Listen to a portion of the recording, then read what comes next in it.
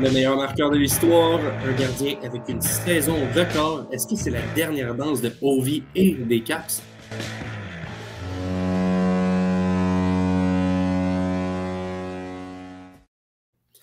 Bonjour à tous, bienvenue sur notre chaîne YouTube sur les capsules.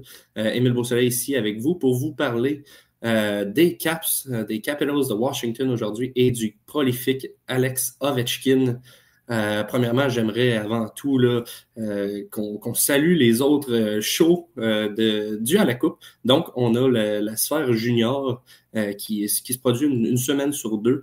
Donc, soyez à l'affût sur Facebook. On a aussi la notif des sportifs à chaque semaine et le show principal à la Coupe avec Yves Lantier. Donc, on a les après-matchs aussi du Canadien avec le charmant Andy Saucier. Donc, c'est tout pour les publications. Et ensuite, on a aussi le forum à la Coupe où est-ce qu'on va pouvoir échanger, surtout sur ces capsules-là, mais aussi sur d'autres nouvelles de la semaine qu'on dépose gentiment sur cette plateforme. Donc, venez nous jaser là, sur le forum à la Coupe de Facebook. Donc, ça va être tout pour ça. Et ensuite, on va jaser là, de Alex Ovechkin. Alex Ovechkin qui pourrait, là, on le voit, là, c'est assez logique dans son sens, de se retirer après avoir atteint le record qui appartient à Wayne Gretzky. Donc, le record est à 894 buts et Alex Ovechkin, présentement, est à 879. Et écoute, ça a été assez clair dans son cas là, qu'on le re-signait pour ça là, aux Capitals. On allait l'entourer pour qu'il réussisse à atteindre ce plateau-là. Mais après, qu'est-ce qu'il en est? Qu'est-ce qui en vient des Caps sans Ovechkin? Et qu'est-ce qui en vient d'Ovechkin après avoir battu le record? Ou du moins, est-ce que ça va arriver? Est-ce que ça n'arrivera pas? Ovi, écoute, il est à 39 ans et il ne semble pas arrêter. Là. Il lui reste seulement 16 buts à aller chercher en 28 parties. Donc, il est très bien. Il est en bonne route pour que ça arrive en ce moment. Mais, dans le fond, la question qu'on se pose, c'est s'il n'y arrive pas, s'il n'arrive pas à faire son 16 buts en 28 parties, est-ce que c'est la fin quand même? Je ne crois pas. Je pense qu'il a signé 2 ans pour ça, donc il est sous contrôle l'an prochain. Mais s'il bat le record, il pourrait prendre sa retraite dès cette année. Et là, du côté des Capitals, je ne sais pas qu'est-ce que ça donnerait, là, mais ce qui nous intéresse vraiment, là, c'est Alex Ovechkin battre le record de Wayne Gretzky. Écoute, Wayne Gretzky est derrière lui pour que ça arrive et tout semble bien se dérouler pour lui dernièrement du côté des Caps. Là, cette saison, c'est rien de moins que 26 buts en 38 matchs. A connu une vilaine blessure, sinon on ne serait même pas ici en train de parler de si Ovi allait le faire. On dirait Ovi l'a fait probablement. Écoute, il était sur un rythme là, assez effréné et il l'est encore, j'en suis content. Donc, est-ce qu'il va réussir à éviter les blessures et réussir cette saison ou est-ce qu'on va avoir le droit à un Ovechkin l'an prochain? Honnêtement, c'est beaucoup de questions à se poser et c'est assez intéressant. Ensuite, on a Logan Thompson. Logan Thompson qui connaît une saison, écoute, c'est miraculeux ce qu'il fait devant le filet, a été complètement ignoré par Équipe Canada lors pour le championnat des 4 nations. C'est assez effrayant là, de voir que ce joueur-là a été laissé de côté avec une fiche aussi intéressante. On parle de 2,18 comme moyenne de buts alloués. On parle de 923 comme pourcentage d'arrêt et une fiche de 24 victoires avec seulement 2 revers et 4 en temps extra. Donc, c'est une fiche, sérieusement, là, on parle d'un gardien qui bat des records. Là. C'est fou avoir cette fiche-là avec une équipe qui est Cendrillon, une équipe qui n'était pas supposée être là en début d'année. Je pense que personne ne s'attendait à ça. Et là, lui et Charlie Lindgren font un travail exceptionnel. Écoute, on a ajouté ce joueur-là dans une transaction avec Vegas l'an dernier, en fait, pendant le off-season, et on ne s'attendait pas à ce qu'il soit le premier gardien. On s'attendait à avoir un tandem, mais là, écoute, on l'a signé pour 6 ans à un salaire de premier gardien. Là, on parle de 5 millions et demi.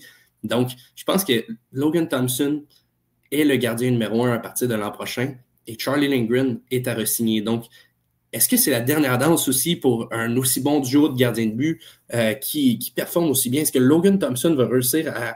Tu sais, là, les attentes vont être très hautes. Est-ce qu'il va réussir à les atteindre l'an prochain? Tu sais, c'est un gardien qui est très bon. J'ai pas de trouble avec Logan Thompson.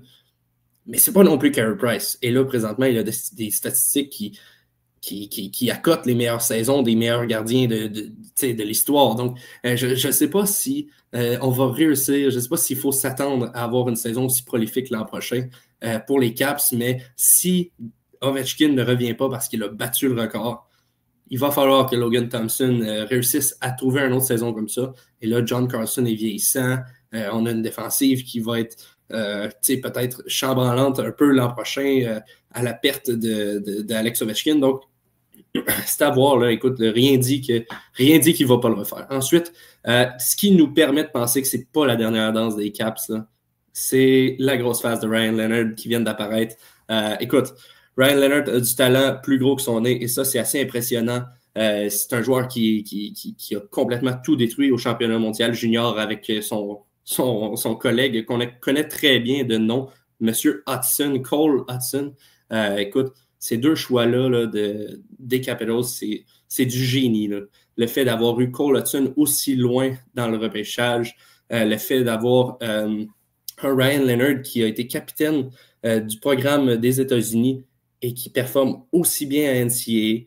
Écoute, Lane Hudson, c'est 26 points à 24 matchs dans la NCAA et nominé pour le O.B. Baker Award que Cole Caulfield avait gagné justement, là, c'est pour ceux qui ne sont pas familiers avec le trophée, c'est le meilleur joueur qui est décerné dans la NCAA. Ensuite, on a Ryan Leonard qui est à 33 points à 25 matchs dans la NCAA, donc lui aussi est nominé. Et ces deux joueurs-là devraient arriver avec Washington l'an prochain. Donc, John Carlson qui se fait vieillissant, Cole Hudson va pouvoir prendre le premier avantage numérique. Est-ce qu'il va être capable d'être aussi bon que son frère? Ça se pourrait très bien. A été nommé meilleur joueur en fait du championnat mondial junior. Et est-ce que Ryan Leonard va pouvoir pallier à la perte, peut-être pas à la première année, mais pallier à la perte d'Alex Ovechkin, ou est-ce qu'il va pouvoir alimenter Alex Ovechkin à sa première saison? C'est vraiment des questions intéressantes. Puis du côté de Washington, je pense que ces deux joueurs-là pourraient faire en sorte que c'est pas la dernière danse, mais du moins la danse va être un peu moins intéressante que ce qui s'annonce pour cette année. Donc, c'était pas mal tout pour la capsule. N'hésitez pas à mettre vos commentaires, là, activer la cloche, abonnez-vous à notre YouTube, abonnez-vous aussi à nos autres plateformes parce qu'on est partout présentement. On essaie de couvrir de long en large les internets et de mettre ma grosse face un peu partout là, dernièrement. Donc, on est très content de vous avoir avec nous et n'oubliez pas, là, vraiment, c'est important d'aller commenter sur le forum. Venez nous jaser de ça. Il n'y a pas de honte à avoir, il n'y a pas de gêne à avoir. C'était Émile Beausoleil. Merci beaucoup d'avoir été des nôtres.